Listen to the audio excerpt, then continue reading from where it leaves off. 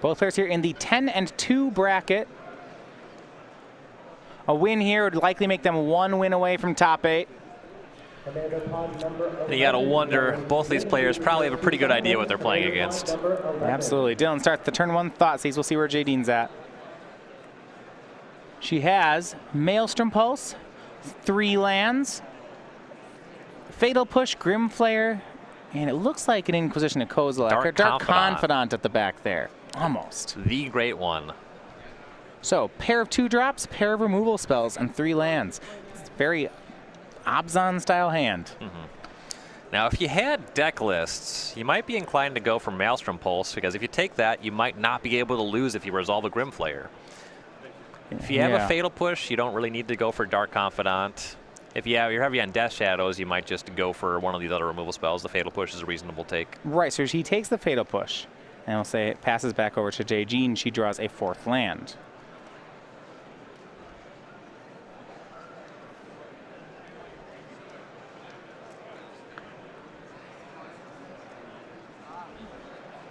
Just Windswept Heath on turn 1 there for Jadine. We'll see if Dylan Donegan's able to get online. He's at the life total to cast a Death Shadow. Taking the Fatal Push there would make sense if that's what he had.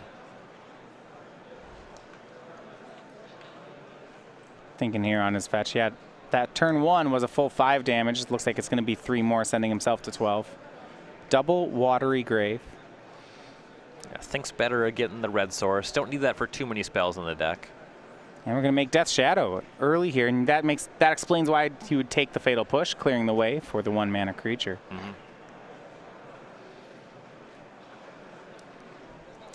A lot easier to protect Death Shadow against a Maelstrom Pulse than it is against Fatal Push. Even if you're not ferocious, Maelstrom Pulse much easier to hit with Stubborn Denial.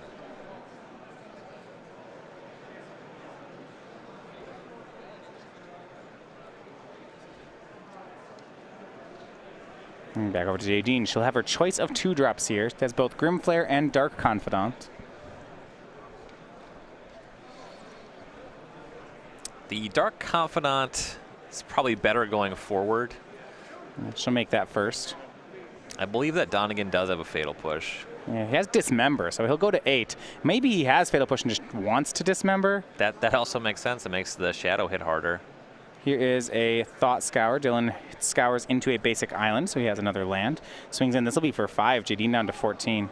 Sequencing the Confidant first, it does make sense because later that will always die to Kolaghan's command. Yeah, and this is just a tough spot for Jadine. Dylan follows up with Gurmag Angler. He's just making threats that are too large too fast. She'll be able to Maelstrom Pulse the Angler on this turn. That one Donegan knows about.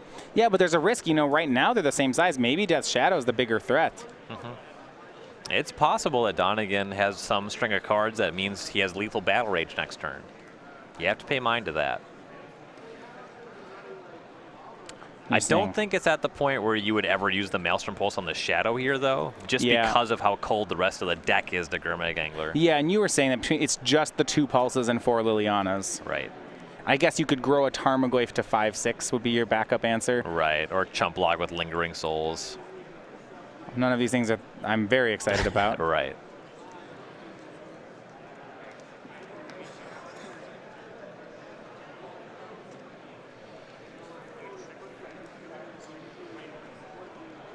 Jadine here going to fetch down to 13. Basic Forest to find. Don't really want to pay more life than you have to. Yeah, especially not when facing down 10 damage. I mean, at 13 is still scary because 1 fetch land is lethal. Yeah, a lot of ways just turn this into a 2-turn clock very easily. Some combinations with Tubular Battle Rage means she's already dead. Here's Pulse. Or maybe, yeah, we'll see what she picks. Not sure herself. I think she realized exactly what you were saying. Shadow's the bigger threat, but Angler is the one she might not be able to answer in the future. She goes for Shadow. And for Dylan, a Snapcaster Mage on Thoughtseize.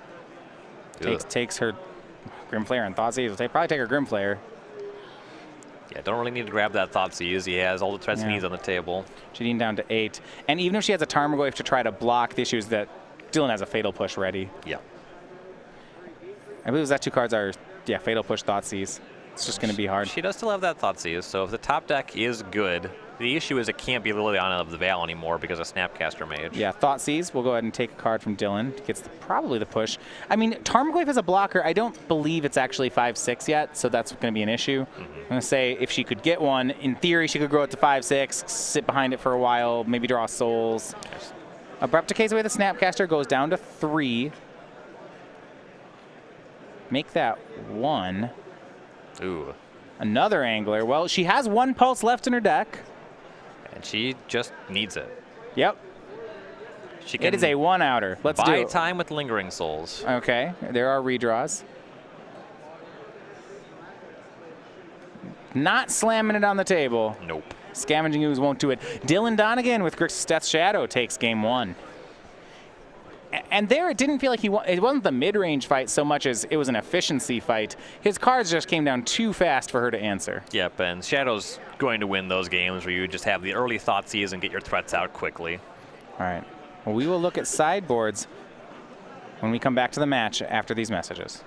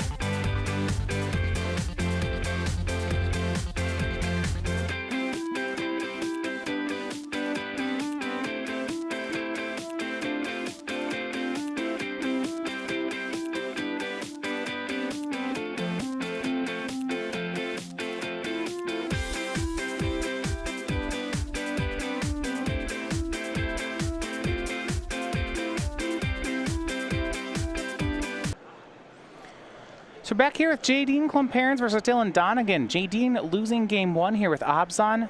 Now, a lot of times, I know when Death Shadow was really at the top of the meta, Obzon was considered a pretty strong choice against it. A lot of times she can go bigger out of the sideboard to help fight this matchup. Right now she's brought Collective Brutality, Fulminator Mage, Stony Silence, and then some one-ofs. Duress, Engineered Explosives, Grafdigger's Cage, Nihil Spellbomb, Lingering Souls, that's the 4th copy, and Liliana the Last Hope. Best card here is going to be the Engineered Explosives. Clean answer to multiple Death Shadow. Can't get much better than that. Liliana the Last Hope is pretty good in the matchup. It always answers Snapcaster Mage. You can rebuy your Tarmogoyfs when they get Fatal Pushed. Generally kind of good in these mid-range mirrors. Lingering Souls also buys you a lot of time, and it's hard to answer, so that one's fine. On a deck that has as few true mana sources as Death Shadow, is there any reason you'd want to play Fulminator Mage? Low floor, high ceiling. So it's kind of a higher variance card. It can be very good in the matchup. It can also be very bad in the matchup. So if you don't have too much you want to take out, I would generally shy away from that. On the play, it's easier to leverage. It can be really poor on the draw. Now, Dylan on his side has more ways to go bigger. 2 Ceremonies for Rejection, 2 Liliana of the Veil, 2 Young Pyromancer, and then Disdainful Stroke, Deprive, Collective Brutality, Lightning Bolt, Stubborn Denial, Pyroclasm, Kozilek's Return, Kolaghan's Command, and Liliana the Last Hope. A lot of these are extra copies of cards in his main. Yep, and you're looking at going more mid-range here. Lilianas of all varieties you're going to want to get your threats back, both Veil and Last Hope. Kolaghan's Command fills a very similar function. That one is quite good. Young Pyromancer to kind of overwhelm Lingering Souls. You'll see players go that route quite a bit, especially when you have ways to get it back. Do you want Lightning Bolt for Grim Flayers now that you've seen him? I mean, because it doesn't really deal with much of anything else, I don't really like the Lightning Bolt. I don't know how heavy you want to be on Stubborn Denial. You want access to Stubborn Denial in the matchup. You want to cover Liliana, you want to cover Maelstrom Pulse, Engineered Explosives, what have you. You don't really want to get flooded with them, though. It is a card that can sit in your hand, and if that happens, it's a bad news. Especially going heavier on 3-mana spells, it can get a fair amount worse. I think somewhere in the ballpark of 2 copies, I think, is where you want to be in the matchup. Okay. The Deprive is actually reasonable here. Yeah, I like Deprive because unlike Stubborn Denial, it won't sit in his hand. Right. You'll find you can hit anything and you'll find something. There's a lot of good spells in the other deck. The only uncounterable card is the only thing you'd hate to have to hit is Lingering Souls, I suppose. Right. Jadine taking a mulligan to 6 here. Deprive is a card that has really performed poorly in the modern format. Generally, it only really fits into control decks. Technically, you could play it in some of the combo decks, but they really care about having their lands in play. A lot of control decks are Colonnade decks, and you just don't want to Deprive out of those. Right. And then with Death Shadow, though, picking up your shock land, it's like another pump spell.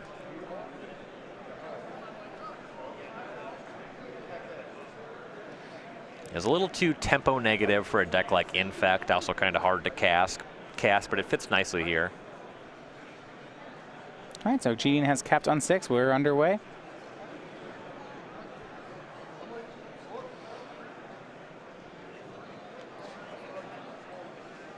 Jadine going to be down 2 cards this game. Now she does have plenty of cards that can work that back up. Well, she starts getting to 3 mana, generate a lot of card advantage with Planeswalkers, Lingering Souls. I was expecting a Thoughtseize, but no, she's leading off on Nile Spellbomb. Let me go back over to Dylan. Looks like he has at least kept in the 1 Lightning Bolt. Maybe it's gone up to 2. Good counterplay against Delve Creatures and Snapcaster Mage with Nile Spellbomb. You do have to be kind of proactive because you want to turn them off of casting Garmag Angler. Yeah, that's the one you have to value play it a bit. You see them get to 4 cards in graveyard, and you start to think, oh, maybe I just need to do this. Right. Delve works in a way you can't respond. Once they declare the creature and they exile the cards, it's too late. Thought Scour happening here. Okay. You might even just go for it now, or if there's a fetch land cracked, because that would be the sweet spot. Right now, because right now if Dylan has Tassiger, it's just going to happen, right? Thoughtseize from Donegan. And Jadine has to. I guess she can't. She can respond here. It's Spellbomb. Well, look at her hand. She's brought in Fulminator Mage, so it's 2 lands, Scavenging Ooze, and Fulminator Mage. Depending on how many lands are in Donegan's hand, and because he played basic Swamp, I assume it's not many. The Fulminator Mage is pretty threatening here. Yeah, he'll take that. Could make a Tasker, but not an Angler here. And Jadine, as soon as she gets priority, goes ahead and gets rid of that graveyard. The split is 1 Tasker to 3 Anglers. The other land is Steam Vents too, so nothing was going to happen there. Okay, right. He didn't have the black mana. I always assume playing in Shadow that all their lands tap for Grixis, but I suppose that's not. In fact, none of them do. Yeah. No Crumbling Necropolis here. If there weren't so many good spells that just did damage to you, the deck might just play like Mana Confluence. Just to hurt yourself? Yeah. But you just don't need to. So Jadine has picked up 2 cards since we last saw her hand, 1 off the Spellbomb and 1 for the turn. We do know about Scavenging Ooze, and that is going to be her play to start. That'll get hit by Lightning Bolts. Just 1 creature in the graveyard and 1 green mana, so that'll go down. Liliana of the Veil on an empty board, a possibility for Dylan, but he misses the land. Yep, not surprising after that basic Swamp. Liliana the Last Hope from Jadine, and this is very nice. She will. How about this, Ryan? Instead of getting the Ooze back, she's plussing. Yeah, you'll want to set that low if Donegan hits a land, cast Kolaghan's Command. I like the sequencing there. Now, I'm going to be interested about next turn, though, because Jadine has the option of -2 getting back Fulminator Mage. If Dylan misses his land drop, I'm pretty in. Yeah, because once you Fulminator Mage, there won't be a Kolaghan's Command on the following turn. Yeah, he casts Inquisition, gets Jadine's Tarmogoyf. Her last card's just Temple Garden. She can keep that one. Yeah. She doesn't have a threat yet, you know, just... She has a Treetop Village. Yeah. Also, the Liliana, if you don't answer it, it becomes a threat. It does. Well, she has to decide now whether she's going to plus or get back the Fulminator, though. If once she -2s get back the Fulminator, the Liliana is no longer a threat. Immediately. Donegan doesn't have a threat of his own, and if he's not able to get himself below 13, the Liliana's going to have a lot of time to set up. Big decision point for Jadine. Which way is she going to go with the Liliana? Looks like she fixed the -2. Fulminator is the only option to get back. Well, never mind. She has a Goyf and an Ooze, but she'll get back Fulminator. It's going to go resolve. I'm going to go straight for that Steam Vents. Pass. She's actually going to let him untap and then upkeep blow up Steam Vents?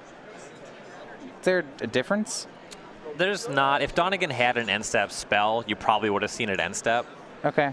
And then if he saved it and tried to cast it on his turn, he'd have to do it there, and he'd use the mana on his turn. So it is good sequencing. It looks a little weird. Dylan, it looks like has drawn a land, however. It's a tapped Watery Grave, and Jadine, if she's willing to let go of her Liliana, can blow that one up too.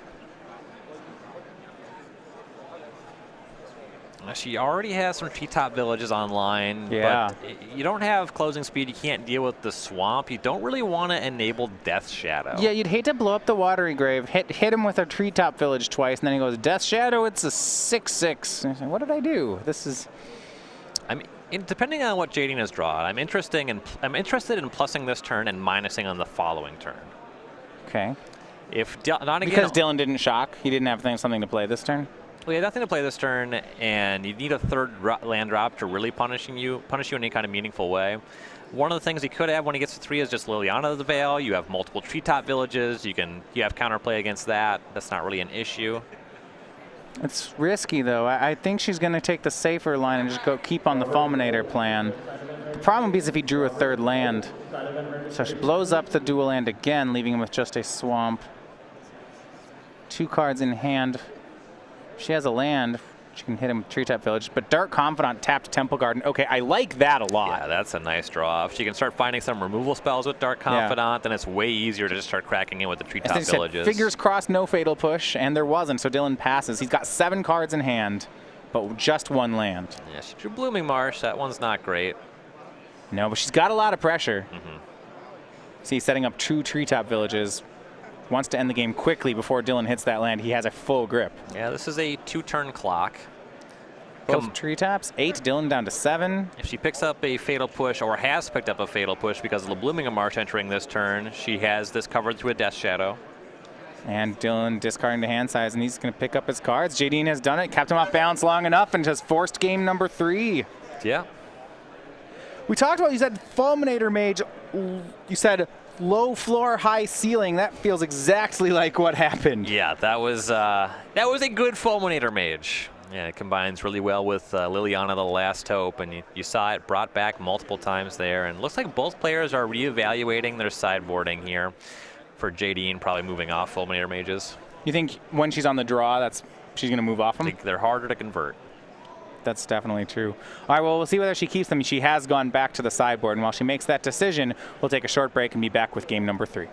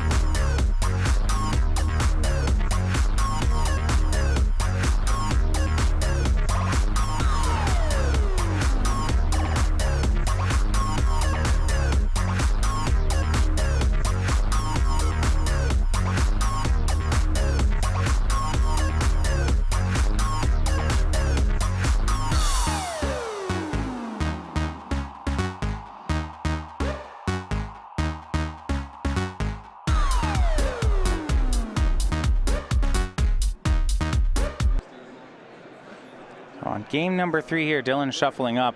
Was kept off balance by those lands game 2. Died with 7 cards in hand to Jadine's 0. Now that he knows she's on that plan, can he adapt his play? I mean, just being on the play is a nice advantage. It's the kind of deck where 1 and 2 land hands are very appealing because so much of your stuff is 0 and 1 mana. You also have a lot of redraws. You're not going to start shipping your 1-landers just because you saw Fulminator Mage game 2? Right. You're also a deck that's flush with discard spells, and he did tag the Fulminator Mage immediately. It was Liliana the Veil getting it back that was the problem. Sure. A lot of games, that's just not going to work. Yeah, Last Hope. The fact that Jadine had also the time to plus it and then double minus Last Hope, that really felt like it mattered. Right. Yeah, Donegan was stumbling significantly. Still haven't seen any Lingering Souls yet out of Abzan. It's one of those cards that you like in the matchup from her side. You hear very differing opinions on that card. Some players like it a lot. Some don't care for it. In Abzan? Or in this matchup? It's usually, yeah, in the matchup. Not okay. in the deck. Obviously, you play it in the deck. I was like, in Abzan, that's like kind of why you play the white cards. Yeah. So there was kind of a big debate when people were playing the 4 or 5 color Death Shadow, where the mirror you'd have Lingering Souls. Some player thought it was like the best card in the mirror. Others were like, I don't want that card in my deck. What are you doing? When you're just playing Abzan, though, it's tough to be off of that one entirely. Yeah, I don't think, I mean, you see Jadine showing some of that where she's playing 3 main, 1 board on Lingering Souls. A lot of times those generically powerful style cards, are a main deck or not at all sort of thing. Right. It certainly has matchups where it's a lot better. For example, against Affinity, you want to draw a lot of Lingering Souls.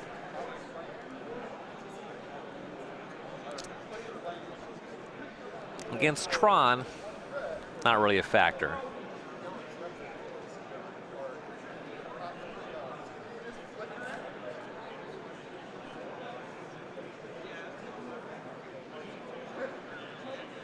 Serum Visions to start off for Dylan. You already see lands number 2, 3, I think even 4 in his hand. So, all right, we're ready for Fulminator Mage. Yeah, you're kind of actually pushing it to the opposite extreme. When I said 4, you're like, oh, a little bit of a cringe. That's a high number. Scry more of them to the top. That's. Don't actually do that. I don't want to get Fulminator Maged at all. Keep them coming. No, thank you. Cycle Street Wraith Dylan down to 15 here. Jadine just starting off on Treetop Village. Fetch land into a shock land, puts him onto a turn 2 Death Shadow if he's into that. Ooh, all right, fetch land, 14. Also, if he's drawing the 1 Tassiger, that's 4 cards in the graveyard. Could be doing that too. These are things that cards you shouldn't get on the second turn. They're pretty good on the second turn of the game.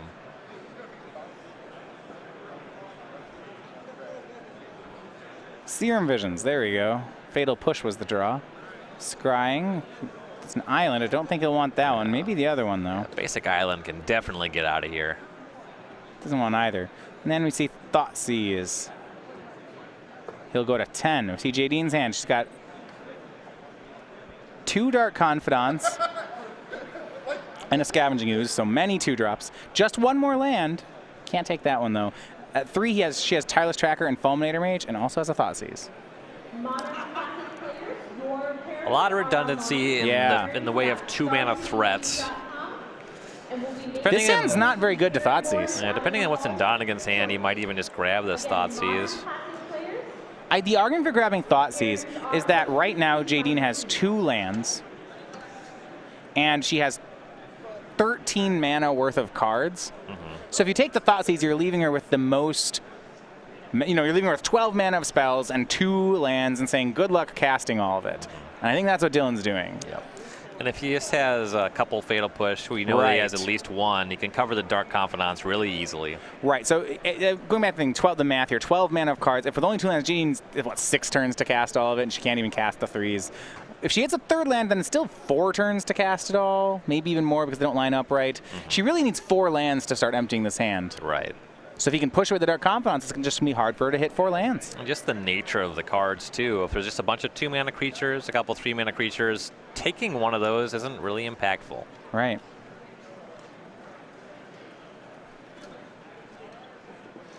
Donegan also this game, pretty flush with lands. Doesn't have to care about Fulminator Mage this time. Now, if he has his own Liliana the Last Hope, he wasn't even thinking about taking these Dark Confidants. That would clean up very nicely.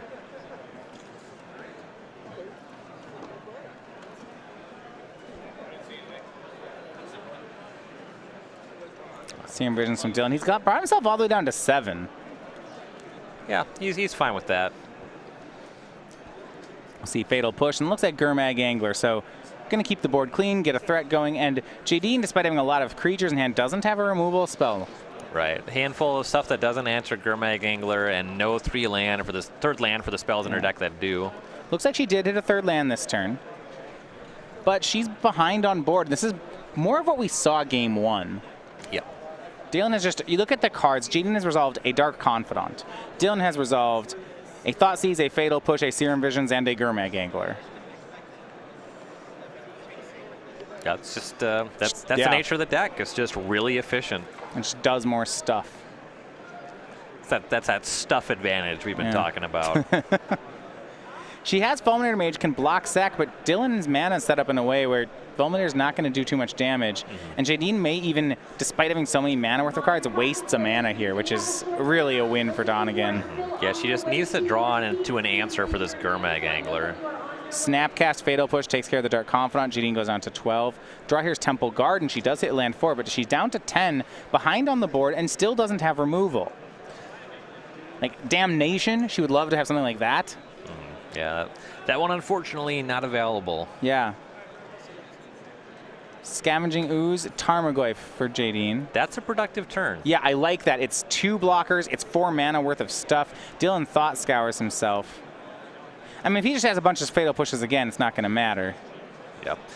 Flipped over Death Shadow Young Pyromancer. You'd kind of like to have more threats here. Looks like he has Thoughtseize, Snapcaster Mage, Thought Scour in hand. The Snapcaster is nice to have access to, though. So right now it only gets cantrips. Yeah, the graveyard not exciting. So Snapcaster on Serum Visions for Dylan draws another Snapcaster. I mean, all right. Sure. Big find, though, is the Fatal Push on top. Yeah. With that Snapcaster, you can just answer everything Jadine has. Yeah, push, snap, push should be good here.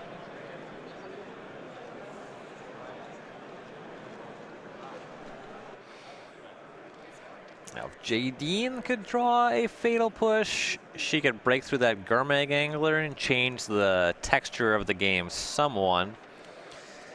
And Donegan's going to let that Thoughtseize rip. He knew these 2 cards. It's that Fulminator Mage Tireless Tracker, and actually takes the Fulminator Mage because if Jadine goes for that turns off Fatal Push, Snapcaster, Fatal Push. Okay. We saw Jadine have a really good Fulminator Mage earlier in the tournament. Yeah, and she's got Dylan to 5, but it's just a hard spot from here, especially with what we know from that last Serum Visions. Yeah. Also, Jadine just needs to top deck if she's going to have a relevant card this turn. Yeah. Swing with Scavenging Ooze, 3 green mana up. And Dylan going to double block with Snapcasters. I decided he has to block with something. Right. He's brought himself to 5. Yeah, plenty of creatures in the graveyards. This would be lethal. She will eat 1 creature, make Ooze a 3/3, go to 11. And yeah, I guess you can't. Yeah, you can still push, snap push through the Ooze, as long as you push the Ooze first. Yep. And she'll make Tireless Tracker, land, and Clue. Tireless Tracker, Donegan won't be able to Fatal Push here. No, not without Revolt. But here's Fatal Push on Tarmogoyf. Because Jadine's tapped out of green, he can do it in whatever order he really chooses. But he should convert that second Snapcaster before he lets her untap. Right. At least into a cantrip. If you attack with both creatures and Jadine puts Tracker in front of Snapcaster Mage, then that's great. You get to clean up the Tracker. I don't know that she's going to do that. Probably not, but you know. Snapcaster might be forced to be a blocker here. Jadine is empty-handed here, though she does have access to Treetop Village in the mana base. Donegan's at 5. You kind of have to push for something. All right, so he's swinging. So what's his answer then to Tireless? I guess snap, push, answers, ooze, and tracker is the hope. You hope for the Tireless Tracker to block your Snapcaster Mage. Okay, and it does. So why would, do I me through? That seems like a strange block here. Is he just not willing to take 8? And protecting the life total. 5's a lot. It makes it so you could lose really easily to a Teamer Battle Rage. Even with the tracker, she doesn't have a clean answer to the Gurmag Angler yet. And so she'll crack a clue. She's looking for something. And Lingering Souls. Okay, that'll work. Yeah, that covers the Snapcaster Mage really well, and it buys time against the Angler. 2 spirits, this could be good, but Teamer Battle Rage is in Dylan's hand. He has it, and there's the handshake. It is Dylan Donegan, Grixis Death Shadow in 3. He moves on.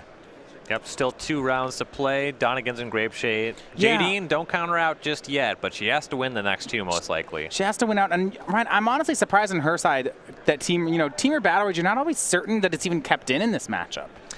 Because Tarmogoyf is such a respectable blocker, because Lingering Souls buys so much time, access to at least 1 Battle Rage can be really important in matchups like that. Yeah, I mean, it won him the game there. It's also a matchup where there's frequently a Liliana happening, so it's bad. You just toss it in the bin. Okay, sure. That's a good argument for keep playing a card that's like a high floor, high ceiling. Yep. I guess we saw Jadine do that too with Fulminator Mages. It wasn't a problem for her to get rid of it when it had to happen. Right. And it's a little easier, as you saw there. Jadine did have some mana woes. For the Death Shadow deck, if they have extra cards, whatever, they're still casting 2-3 spells a turn. Okay. For Jadine's deck, having a 3-mana spell that's bad, it gets stuck in her hand. Yeah, and that was really what I was feeling in both the games that Dylan was able to win, was just he was making his cards just faster. Right. He was playing a tempo game plan. And part of the story, again, the absence of Path to Exile in Jadine's deck.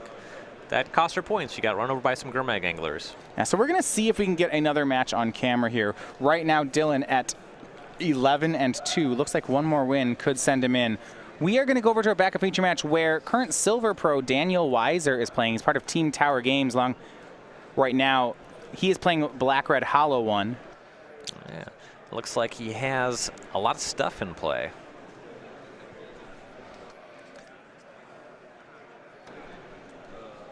Got a Bloodghast, a Flamewake Phoenix, and a Gurmag Angler facing down a Search for Azcanta. Those are some nice ones. We've seen a lot of these new Graveyard Faithless Looting decks generally tending to be good against blue-white. Weiser entered day 2 here for the record on X and 2. He's won his last 5 rounds to get to this point. Right now swinging with Bloodghast, Gurmag Angler, and Flamewake Phoenix. And Sparks was at 10, so that Bloodghast has haste, and these are lethal attackers. Well, we'll see what Michael has. You'd hate to see something like Settle the Wreckage here. That would be really bad for Weiser. Yeah. 4 mana, is it? No, he said I might have it, but he doesn't. You see on Daniel's face like, oh, that would have been bad. Right. I guess I'll play into it. And Michael Sparks, you gotta, these last 2 rounds, it has been a tough one. So Daniel Weiser stays at 11-2 with Black-Red Hollow One. That's a deck we saw some of yesterday. I know we just caught the tail end. I'd like to see some more of that, especially as he makes his way toward top 8. I think for some people, the cool part of the deck is resolving Burning Inquiry. I like that. That's the most miserable part for me. I like cutting in and seeing, like, just tell me what happened. So here's where I am. I like watching other people resolve Burning Inquiry, and I don't like casting it myself. Yeah, casting it. Okay, but I really like, I really like watching other players cast it. Okay. That's great. I just don't. It's like, all right, let's see. Kind of wish it just didn't exist. That's my position. If it could just not exist, I think it would be better for me. All right. So that's going to do it here for round number 13. We have 2 more rounds. Our win-ins are definitely starting next round. You might even get a chance to see Daniel Weiser there. Can he go ahead and run the table to make it into the top 8? When we come back, it's going to be round number 14. Win-ins are on the table here from the Indianapolis Open.